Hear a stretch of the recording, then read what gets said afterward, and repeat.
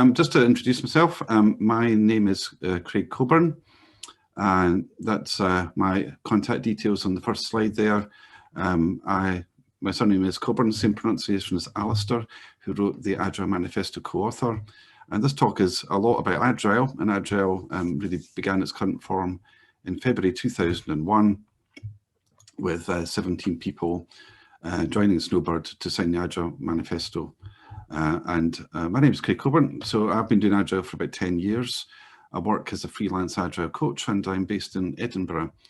Currently working on an assignment with a client, and I've been doing Agile really, first got into it in 2006, and I've done Scrum Master, enterprise coaching across many locations across the length and breadth of the UK, although it's all now remote. Feel free to connect with me through the link craigcoburn.com, points to my LinkedIn. Welcome connections. I'm happy to answer questions after the talk or on LinkedIn or on the chat. So it's not just about now, it's about the ongoing dialogue. So feel free to connect up. I'm also on Twitter. There's a combination there of Agile stuff and politics. And if you are into hashtags, the hashtag for this particular talk is strategy maps. So that's my sort of intro, and this is about visualizing the why, which is strategy and roadmaps in context, because I've noticed from my experience that often people don't have the right kind of intent or context behind their moves, and there's a lot of copying what other people do. So moving off the first slide then, you've got my contact details. The audience for this particular talk, now I know I mentioned strategy, but I actually believe that strategy is relevant for everybody. People who create strategy, review strategy, implement any part of a strategy, and so on, because it's not just about the C-suite, it's about everybody. It's like testing or a focus on the customer. I think that if everybody has an interest in strategy or thinks strategically, they can come to better decisions in the longer term rather than just short-term decisions. So I will, I'm just going to pause this for a minute because something funny is just happening there. Do that again, right? So that's me. So that's it about strategy. And I think that if we all take an interest in strategy, just like an interest in the customer, then overall, not just us, but the whole organization reaches better outcomes. And when we think in Agile as well, those of you that do Scrum, the sprint goal is the outcome of 2 weeks, and the sprint plan is your strategy for executing that fortnight in order to deliver the goal. So actually, we're probably doing strategy, even if we don't really call it strategy.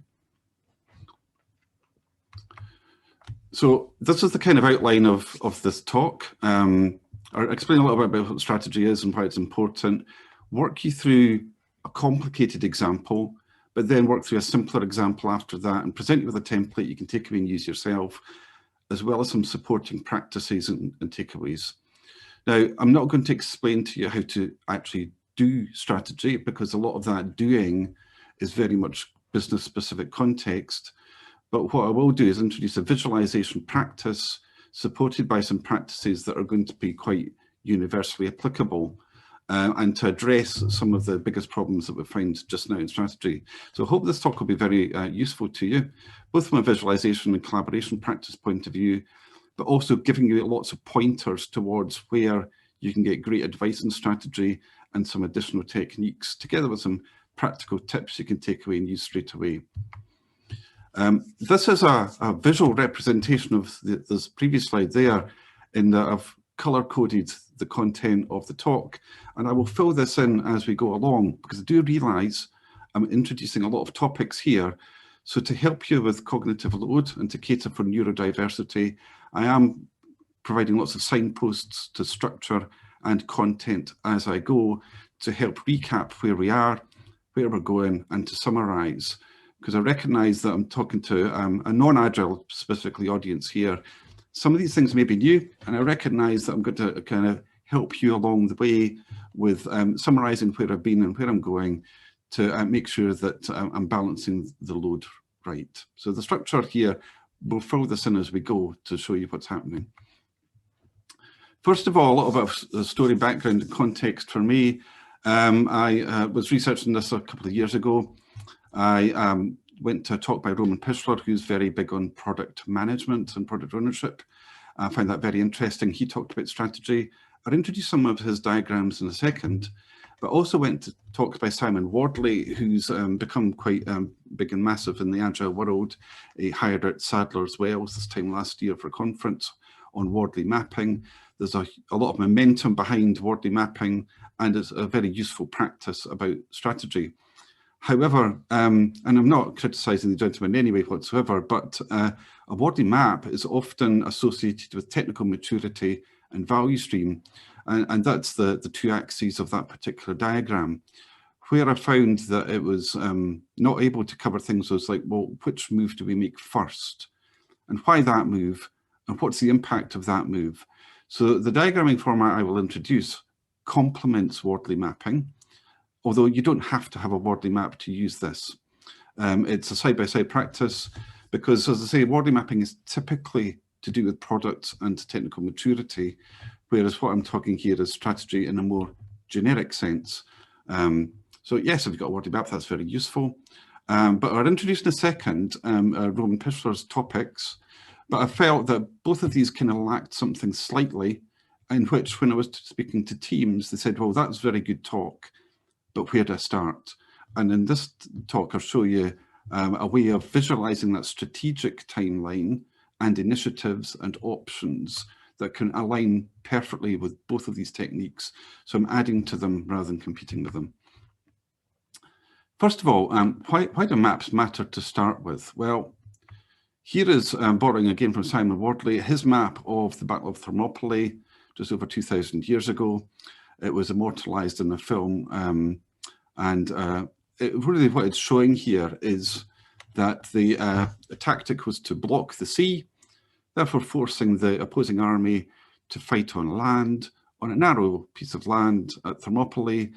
Therefore, because the land was narrow, their battlefront was narrower, and such their overwhelming numbers did not give them the advantage that they would have otherwise had.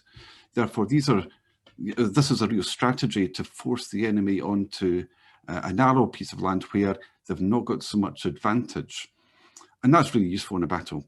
But if you look on the right, the strengths, weaknesses, opportunities, and threats, that might be the typical sort of management approach of how we might approach that in management. But I guess you can maybe see that that's interesting, but perhaps not very useful about where do we start, why, and what benefit would that get us? And particularly if you're dealing in a product context or you're in a competitive landscape, really understanding what your competitors may do is really critical, and especially when. So what are you going to do to give yourself that advantage? Now that's Simon Wardley's example of a battle, and battle strategy is really important. And interestingly, within the world of Agile, we are now also referring to military tactics slightly more, because in the military world, making mistakes is very expensive. So we want to kind of approach strategic initiatives with that sense of this could go wrong, we don't want it to go wrong, so let's really think carefully ahead. Just to continue momentarily in that battle theme, I'm Scottish, so this is another Scottish battle, quite a famous one. And more importantly, this is one in which the smaller force won. So the Scots beat the English here, but what is important as a lesson here is that the English army was much bigger and had on paper the advantage. Yet the Scots won despite an overwhelming force against them by making good use of strategy to overcome bigger numbers, to have a comprehensive victory. And the strategy there is outlined, but really, again, emphasizing here's a battle that was only 2 days. So strategy does not have to just be for big multi-year initiatives.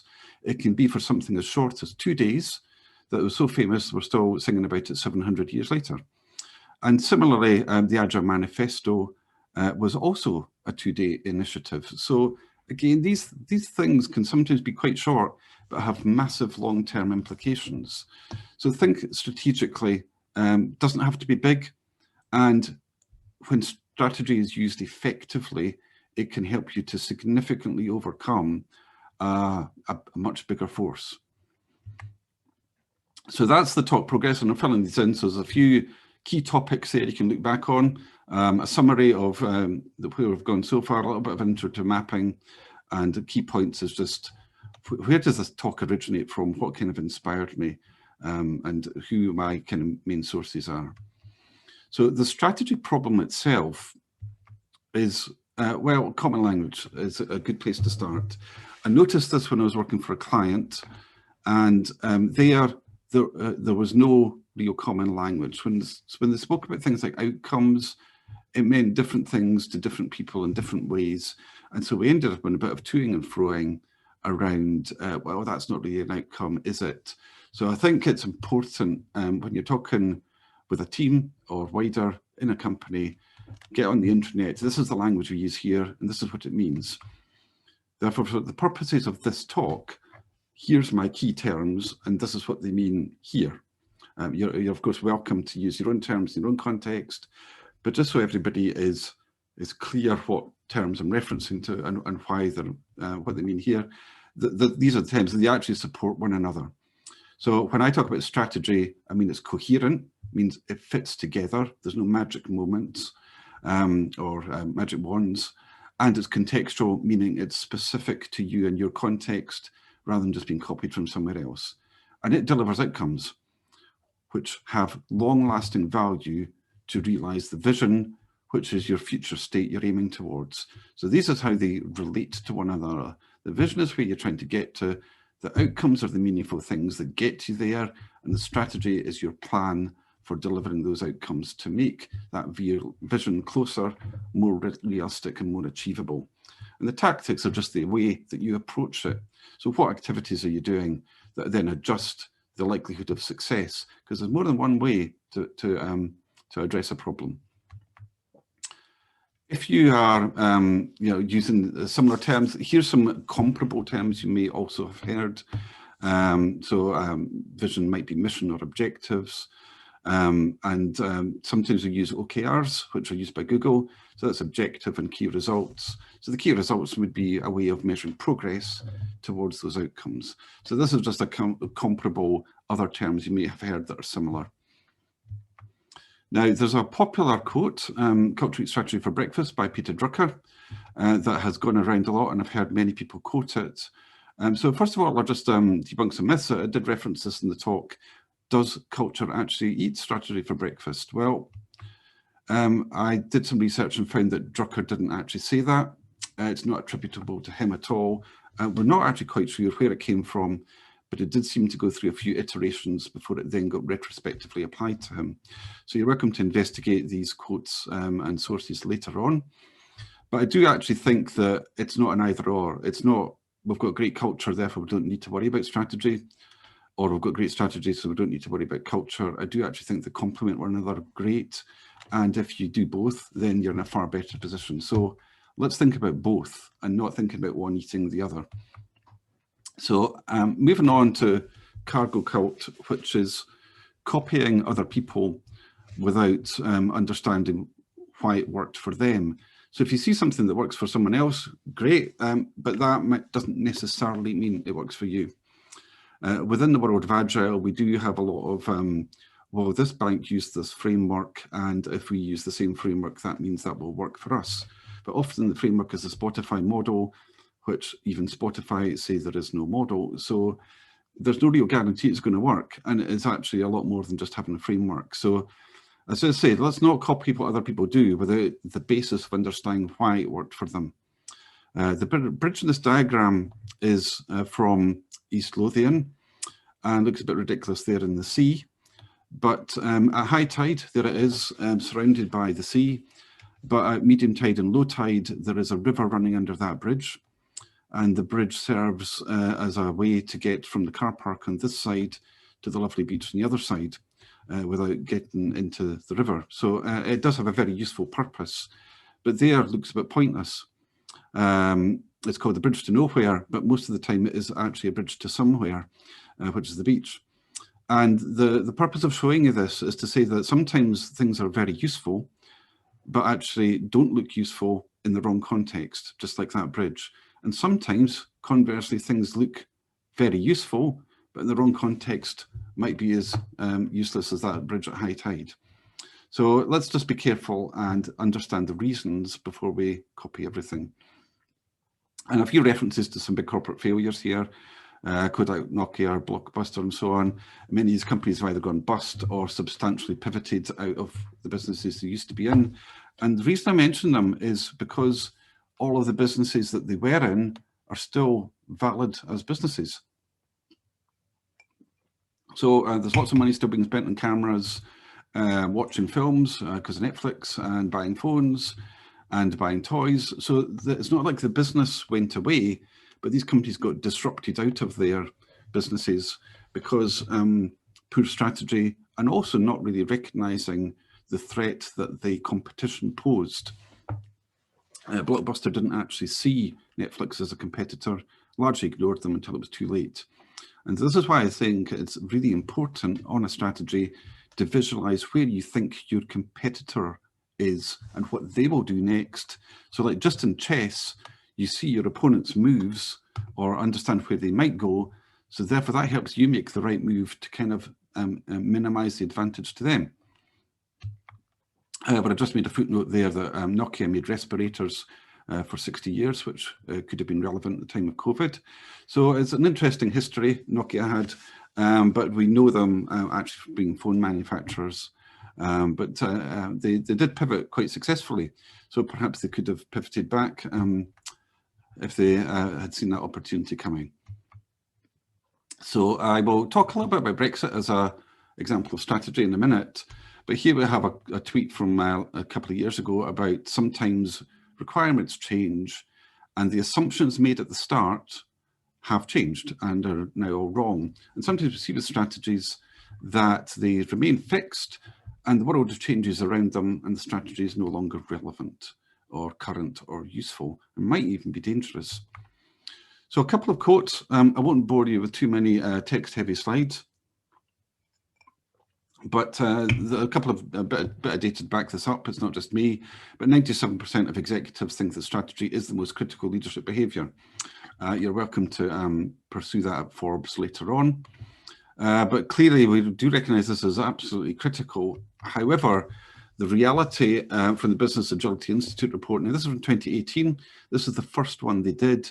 They've very recently done the 2020 edition, so they've now done 3. Broadly, things haven't changed. So we still recognise that leadership is the biggest challenge to agility, and really it's about leadership. It's not about copying frameworks. It's not about copying other people's strategy. It's very much about leadership. It's very much about having a vision, which I talked about earlier, which is clear, which brings everybody together towards relevant outcomes that support that vision. And it's very much about mindset and very much about culture. Yet there's a consistent picture across 2 different reports here I've got that we're not really very good at this. So hopefully this talk will help address that problem a little bit. Oh, sorry, this is 2019. Did you see the difference there? I just changed the year and it's exactly the same quote. So that problem didn't go away in 2019. And oh, there's 2020. And it's the same again, really. They did reword it very slightly, but they're just continuing to emphasize that, first of all, the leadership styles have not remained relevant. And particularly in the world of digital, you know, things are moving quickly, but leadership styles are not really embodying where the company should be or needs to go. And again, we see that lack of vision. You know, I do appreciate things are difficult with COVID, but we still need that vision. And what I'll touch on in a minute with Brexit is that despite things changing quickly, it's still important to have that vision because it does matter.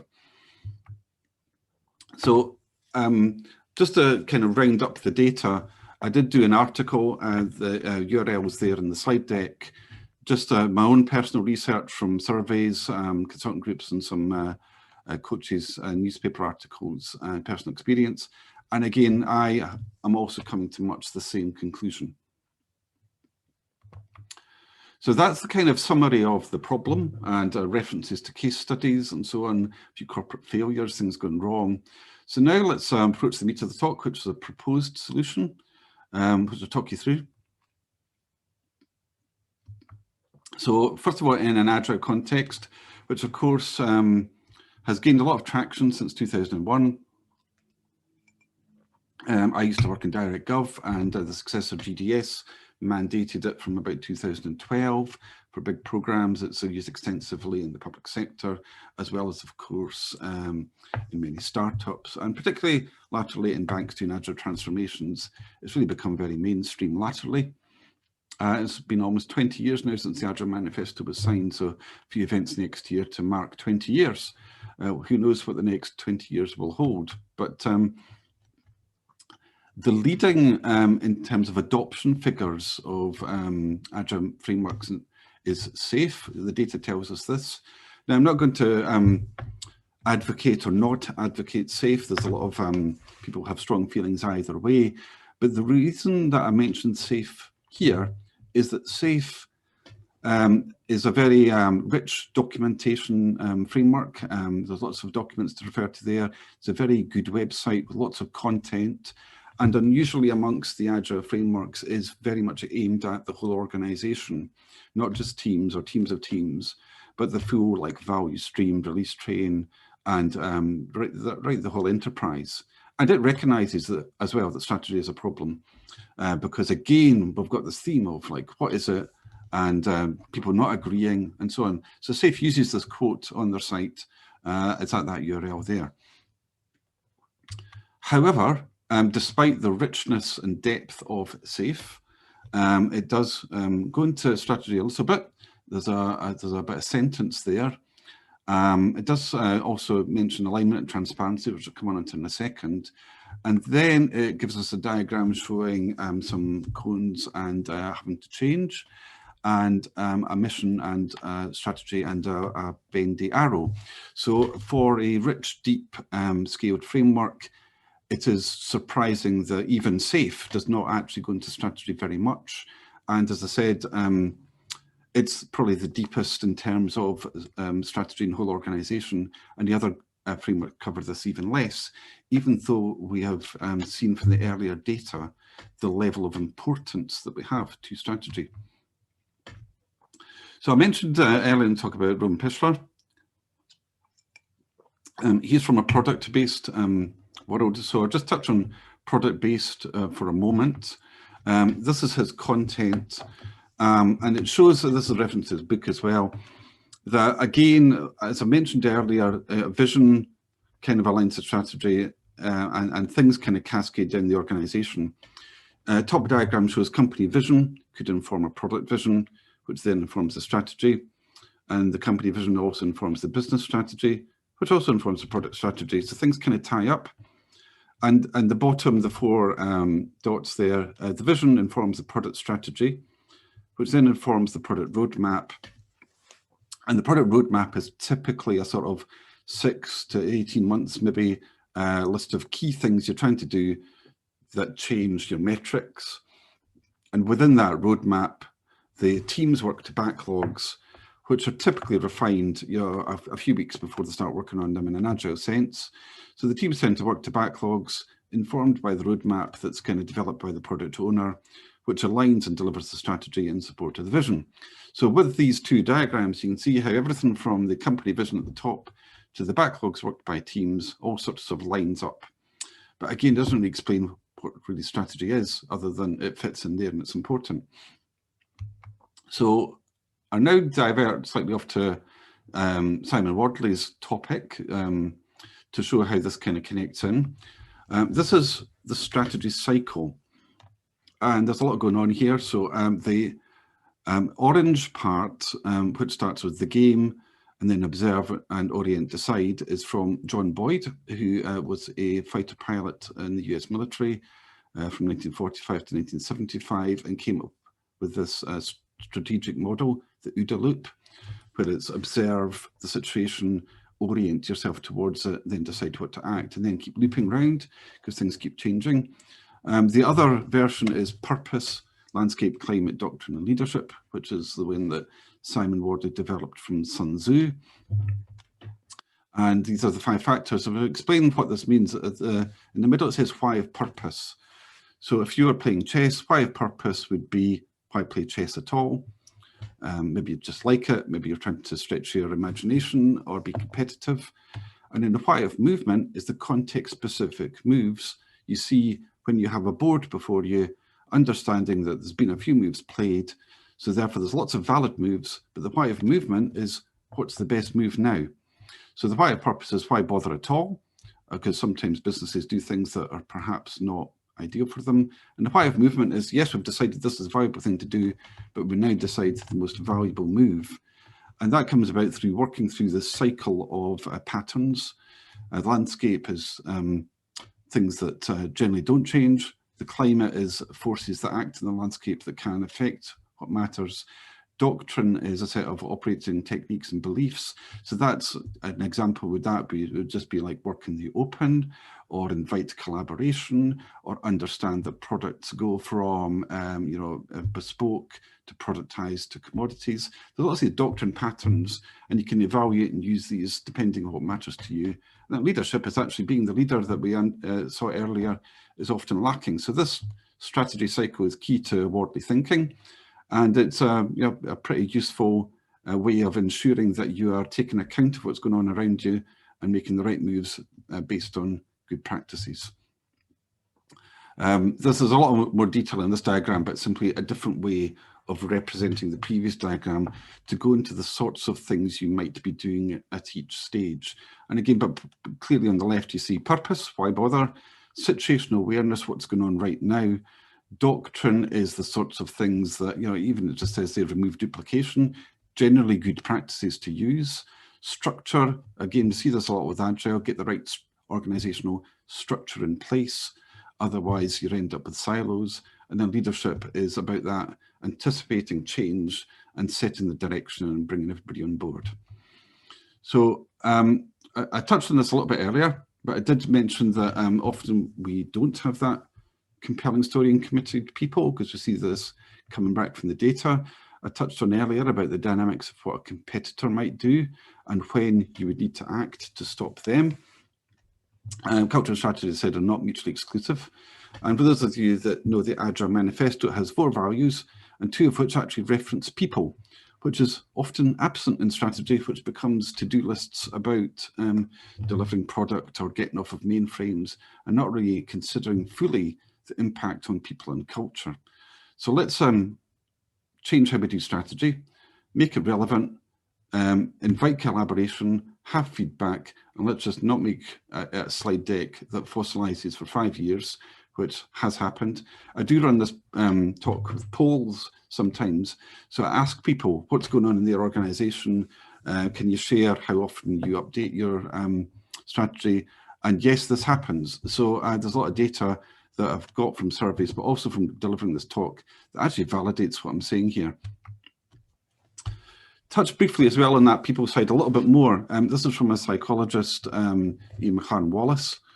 And what it's representing here is that apart from the fact that the landscape and business is changing around us, in order for us to act decisively in that evolving landscape, is that we need to be able to process that change, internalize it, learn about it, and then have sufficient knowledge in which to act. And these different circles represent the different levels of knowledge. Some of it is evolving, some of it is just emerging, it's the early stages, some of it's existing. But even if it's evolving, we might not know about it. It might be unknown. So there's lots of different states that knowledge can be in. Until we have sufficient knowledge, it's very difficult for us to act. So this is just a recognition of the complexity of trying to decide, especially when things are moving around us, and we need to internalize that, form a coherent model, process it, learn, and then act. So moving on from that view, talk to Brexit. Now, you may be rather bored with this, but it's a bit of a diversion from COVID, but I'll refer back to Brexit just for a minute. It's not quite finished yet. But if I use Brexit as the model, touching very briefly, I'm just speculating here on what the purposes of Brexit could have been, giving you some food for thought about why or why not we might have had Brexit. But the landscape at the time I wrote this talk about a year ago, there was lots of competing groups. We hadn't yet had the general election.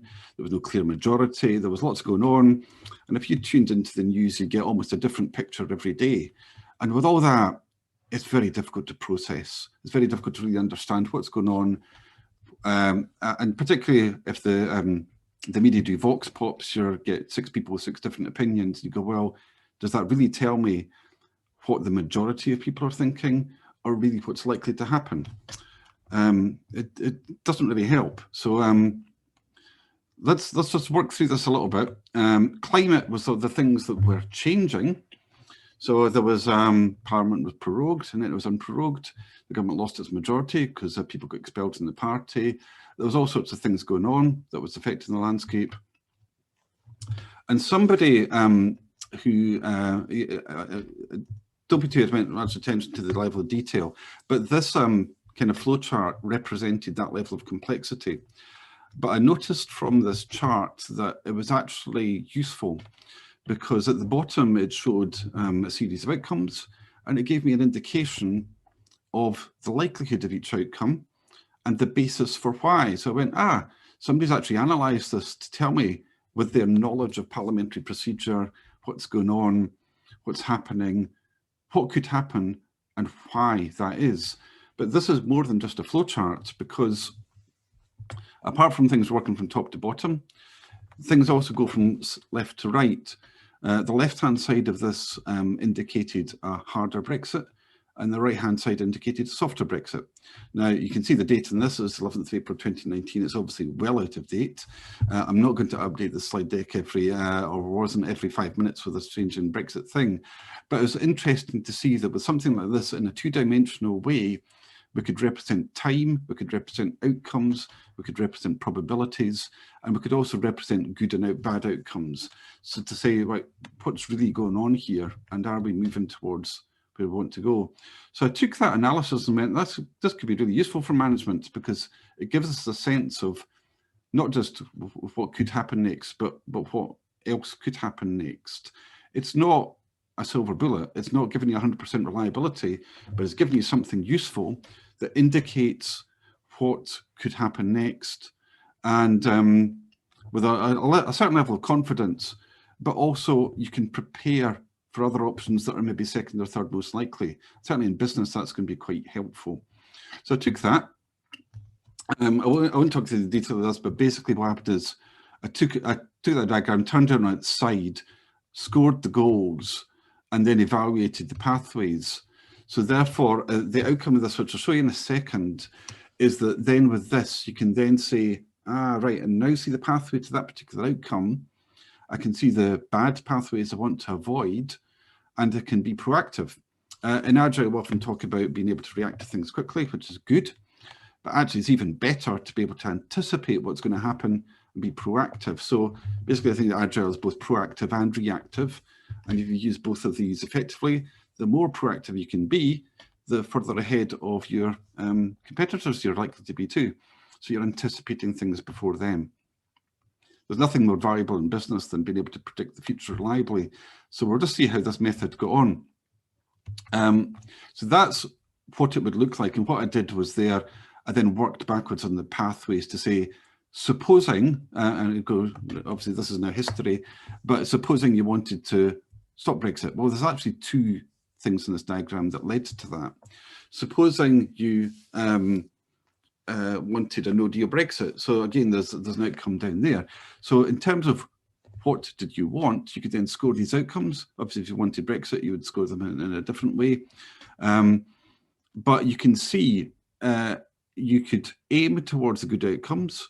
You could perhaps be content with the risky ones, but you would want to avoid the bad ones. And again, that's good strategy, because what you're doing is you're making the bad outcomes less likely and you're making the good outcomes more likely.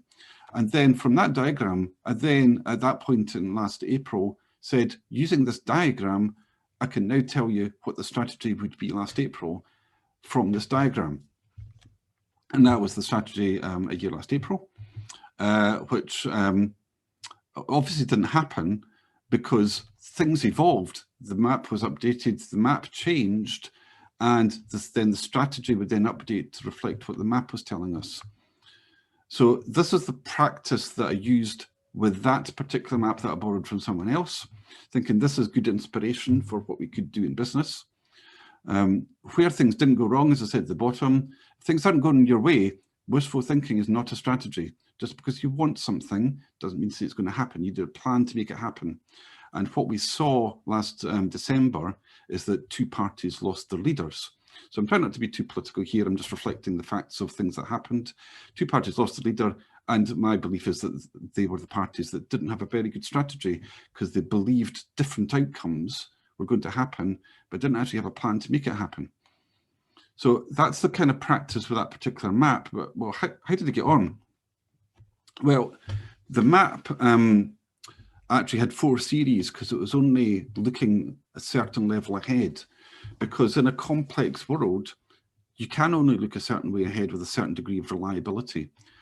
Even the US Hurricane Center doesn't predict hurricanes more than about a week ahead because they're too complex, right? So in planning, only plan sufficiently far ahead. But in the 4 series of this map, it got it 100% right. Now, if you'd known that a year and a half ago, perhaps you would have acted differently. But you know, if the journalists had known that a year and a half ago, perhaps they would have reported differently.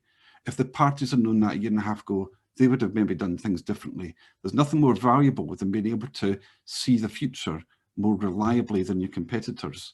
And this proved to be reliable. Now, I gave this talk for the first time in October last year before we Brexited. So that's history. It's been recorded that I used this as a predictive model a year ago before Brexit happened, and it proved to be 100% reliable. So that's why I thought this is a good type of tool that we can take into business. So that is a quick walkthrough of the solution. But rather than dwelling too much on Brexit, I'll talk you through a slightly simpler example in a minute. That's a bit more practical. Hopefully you're not dealing with situations as complex as Brexit where you are, but we'll take this forward a little bit to applying it in your context through what I did was introduce this template. So this is an evolution and simplified version of the Brexit flowchart that I talked about a few minutes ago. And on this, again, you can see time going from left to right at the bottom, but you can also see the 2-dimensional aspect, which is advantage, goes from the bottom to the top. Interestingly, I also have put context on the left, so you can see where you've been. So you're not losing sight and you're not copying other people. You're seeing the context that you come from. And on the right-hand side, I've got favourable outcomes in green, which is where you're trying to aim towards, and the vision you're trying to realise on the right. So general movement is from left to right. And the middle, I've annotated that with 5 headers there, which would be blank if you're using it as a template, but just to show you what these parts of the diagram represent. If you think of this like a football match, where embedded gains would be scoring a goal, and tactical advantage would be playing in your opponent's half, and neutral is being in the middle of the field. And again, the bottom of the diagram represents unfavourable positions like your opponent scored a goal, because I believe that strategy and advantages is non-linear. The reason that I explain it like that is a lot of organizations focus a lot on internal benefits like DevOps, but actually it's external benefits, product delivery, that really add value to the bottom line. Both are important because the internal benefits help you to realize the external benefits. But the disadvantage of the external benefits is that when you've deployed a product, it's out there, people can see it, competitors can copy it, and the landscape changes. So this is like Apple launching a phone, fantastic, and then everybody copies it. And so now there's a competitive landscape of all the phones look similar. So therefore, this is a warning sign that as soon as you deploy something, you're gaining advantage from it, then the landscape has changed and your opponents may well then be taking advantage of that.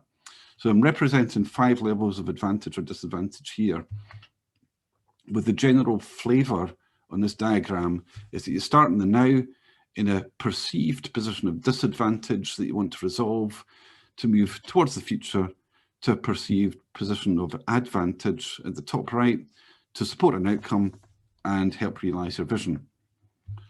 To walk you through an actual example of this, to see it in action, This would be a traditional way of doing things, of rolling out Agile perhaps, changing project managers into product owners and such like. So an organization might think, well, I've got some old job roles like project manager, program managers.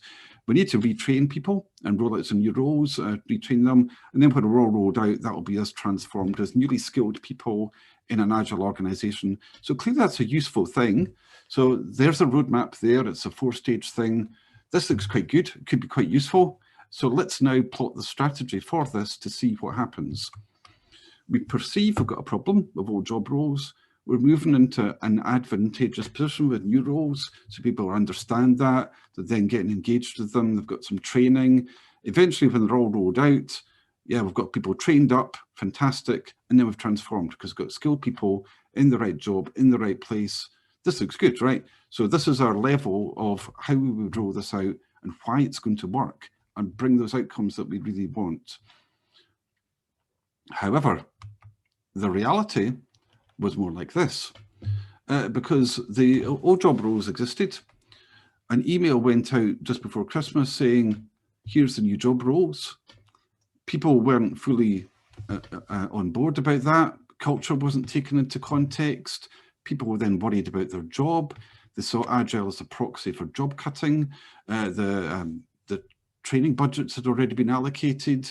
They realized they're going to need training. They were worried about where they would sit in the new organization. There wasn't anybody to speak to. So fear and distrust started to set in of Agile is happening to us and we don't understand why, and we don't understand where we fit, and we don't understand if we've got a job, and we don't even understand what the work's going to be or who we're going to be working with. So there was a lot of fear and distrust then settled in. And then because there was an ongoing poor engagement, there then became resistance to this, which was actually, if we do this Agile thing, we could be out of a job. Let's maybe just take that as slowly as we possibly can and be tokenistic about it. And this is the sort of pattern we see in transformations that kind of get held up, slowed down, organizational culture gets in the way. And so this optimistic pattern really turned into this pessimistic pattern, because we can actually see here, it's all about optimism, and excess optimism is often the step before failure. So this is reality. But actually, this is more like what real reality is, of saying, well, we've got some old job roles. Let's get a pilot group in and try that out. See if it's going to work. It might and it might not. If it doesn't, we've got some options there. We'll do a partial rollout, try something else. It might just work for part of the company. Let's just avoid that potential fail in the bottom right-hand corner. And let's just continue to inspect and adapt and just go. So this is not a to-do list. It's not a list of goals. It's a proper, adaptive, flexible plan that every time you get to the next point, you will update this to say, well, where are we now? What's happened? What have we learned? What are our options? What are our pathways? And which of those pathways are good or poor? Where might they uncover risks? And how much do they support those outcomes? And are they going to actually lead us to those goals? You can see as well, here as well, apart from excessive optimism, we've got it all rolled out and done in half the time. But actually, this is a bit more pragmatic, a bit more realistic, taking into account the need to reflect, adapt, and perhaps a more realistic timescale based on these reflection points. So this would be your initial roadmap for the strategy, the green ones. That's what you think is going to go well. But there's your plan B, just in case it doesn't work. So you've got an option in your back pocket ready, just in case. So you want to put in sensors in place to say, which pathway are we genuinely on? Do we need to change our approach? You put out sensors in your organization just to say, we wanted to expand this pilot, but what's the data telling us, right? Let's not go down the wrong route for too long and be another blockbuster. Let's put in the right senses and KPIs and metrics just to make sure we are on the path that we want to be on.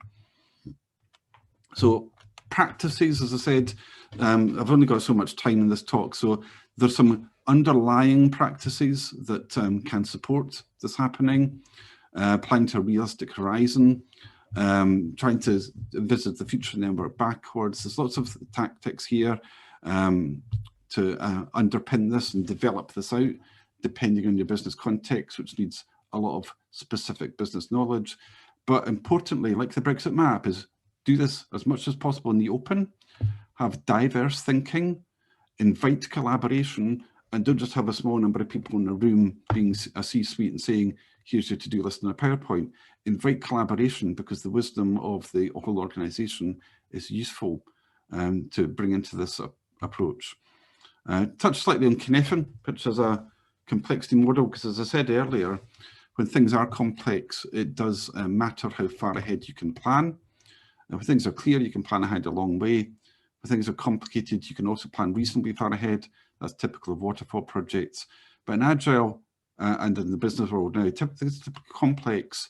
So therefore that, as it shows here, it does require you to invite feedback, do experiments, flag risks, consider alternates. This is really what the world of complex really means, rather than just saying this is what we're going to do. You have to consider the context of your business and use the right type of planning model. So in the strategy map, you could also indicate for each move how complex it is, maybe through the use of colours. Just to touch on strategy maps, if you Google this, you might come up an earlier reference. This has been a topic for a while, but the originator of the balanced scorecard did come up with an earlier version of strategy maps. So I'll give you that for a reference in Harvard Business Review from 20 years ago. So just in case you come across it, that's the earlier context. But in 20 years, thinking has moved on. But it's nice to know I'm building on the works of a professor at Harvard. Those are good.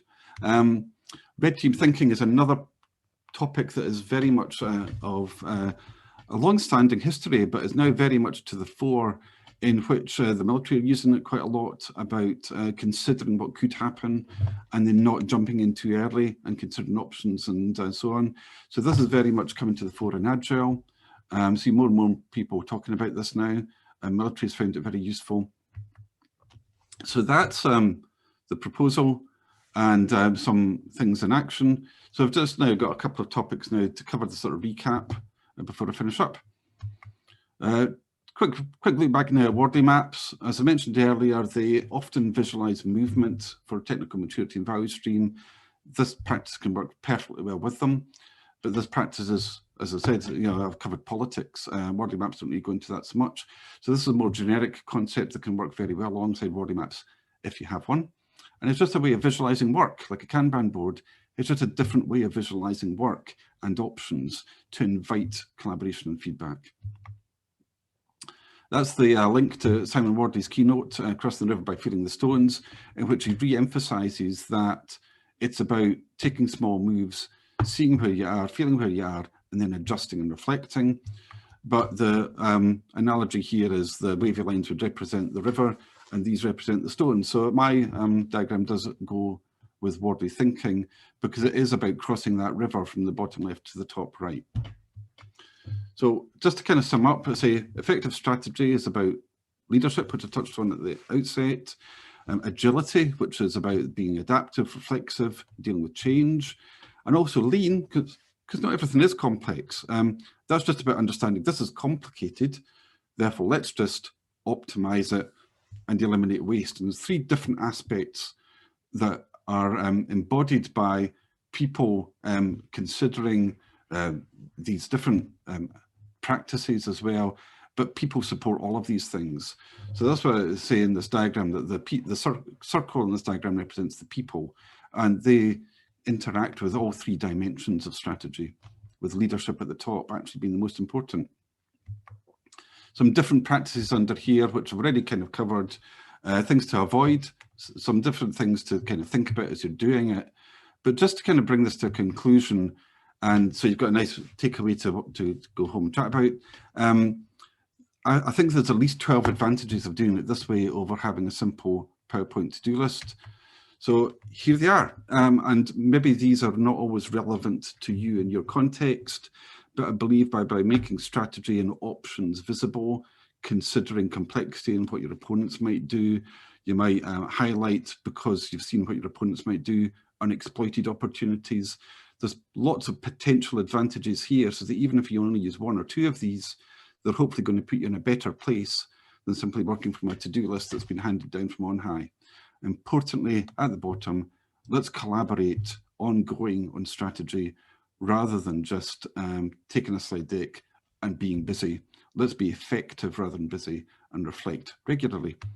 So that's us done the kind of recap and the talk about the crossing the river. We're just now into the last stage, which is here's some books I used or some further reading, contact details for me as well. So again, the recording and the slides will be available later on.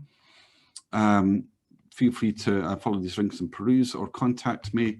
And now we're coming up to the hour, so time for some questions and feedback if you have any. And just to help you, if you've got any questions, I will put up the summary of the talk, so you've got that in front of you. So that's me sort of done. And if you've got any questions, please put them in the chat.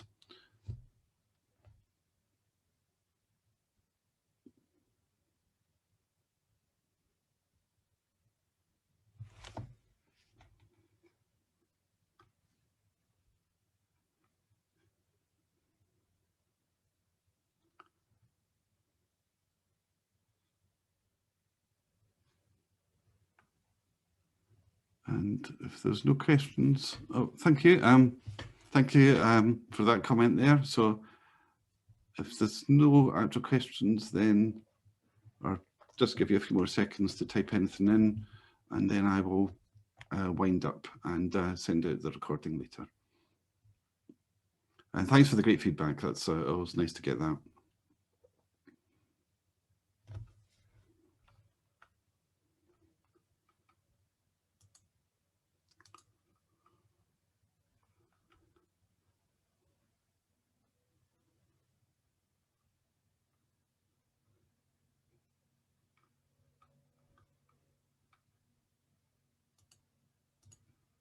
Yeah, and thanks for the comment. I did realise there's a lot of people signed up for this talk. There was well over 200. So it does indicate the interest in this topic. And hopefully many of the people who have signed up will see this talk through the recording, which is great. Yeah, I've done this on YouTube too. So I hope that the people that weren't able to make this live will be able to see it, because there's certainly a lot of interest. So that's good. I do want people to be interested in this, because as I've said earlier, it's very much about solving the problems that I articulated earlier in the talk, that this is a real problem. Companies do go bust. And if we think better about strategy, then hopefully that won't happen as much in the future. But thanks very much for the feedback and the comments. So I will just finish up in a few seconds then, and say thanks for attending, and I appreciate you giving up your time on this evening with so many other things on.